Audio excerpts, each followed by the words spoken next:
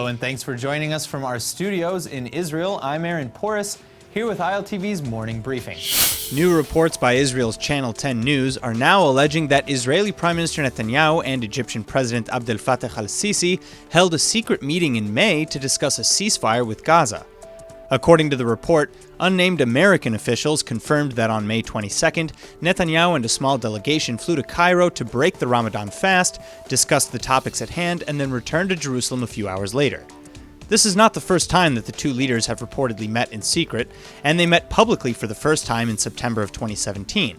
But there were a few interesting revelations about this particular meeting. First, apart from discussing easing the blockade around Gaza and advancing humanitarian aid, several of the members of the Israeli delegation, including guards and advisors, were previously unaware of the meeting. Second, President Sisi apparently insisted that the PA must take control over Gaza, even if it meant a gradual transition and that Hamas may retain some or all of its military might. And third, that Prime Minister Netanyahu, contrary to public opinion, did indeed stress that the two Israeli citizens and two bodies held by Hamas be returned. But the Prime Minister's office has declined to either confirm or deny the meeting at all, let alone what was discussed. Now, this meeting was held 2.5 months ago, but there hasn't really been any public changes to the situation. In fact, both government and public opinions are now at their most skeptical.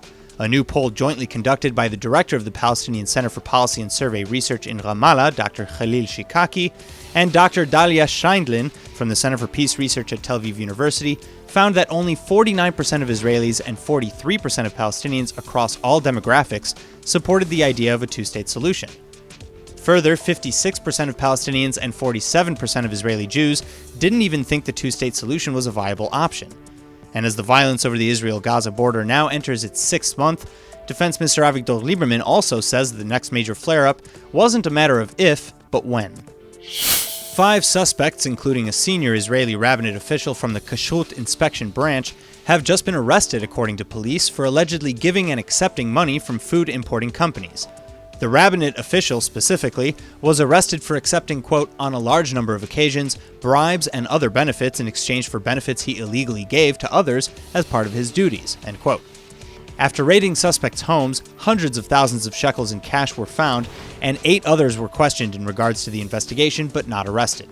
The investigation was a cooperative one between the Lahav 433 Anti-Corruption Unit and the police, the Israeli Tax Authority, and Economic Crimes Division of the State Prosecutor's Office. Further, police insists that no non-kosher foods were imported and sold as kosher in Israel. Rather, just the approval process was slowed or expedited based on whether or not companies or individuals paid up somehow.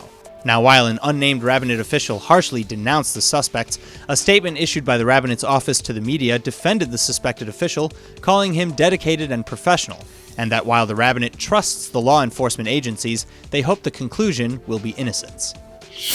In other alleged corruption news, 2 Israeli policemen have just been indicted for stealing hundreds of thousands of shekels from migrant workers in Tel Aviv who couldn't open bank accounts.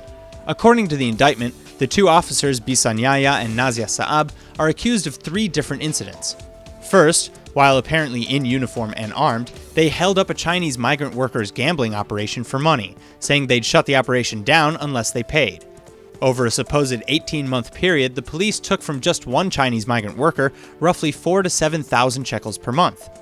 In the other 2 incidents, the same officers apparently entered an apartment without a warrant in South Tel Aviv's Neve Sha'anan street, and they stole 8,000 shekels from the migrants living there. They later held up another apartment on Levinsky Street just a block south. There, they stole nearly 320,000 shekels and $8,000 from mainly Nepalese and Indian migrant workers who couldn't open bank accounts in the country.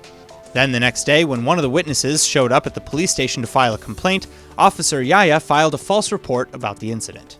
The 2 officers' remand was extended until today. The Israeli embassy in Bucharest is now protesting against the Romanian government after riot police allegedly removed 2 Israeli tourists from their taxi and beat them.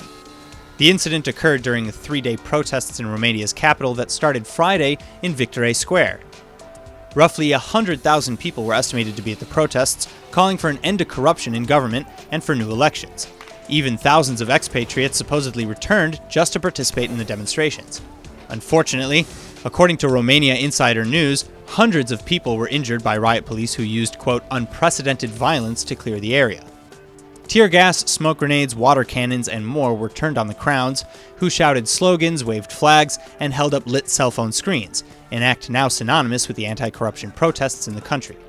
Some 500 people were injured, and that included on Friday night, when the protests first began, 2 Israeli tourists in the country who were just on their way back to their hotel when they were ambushed.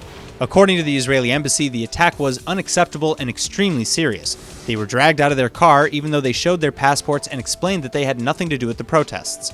Footage of the incident was broadcast Monday night, and Romanian President Iohannis already denounced the actions of police against demonstrators. Still, the 2 Israeli men will reportedly file a criminal complaint, and it seems as though the Israeli government will back them. That's all for now. I'm Aaron Porras, and see you later with our main daily broadcast from Israel at 2 p.m. Eastern Time.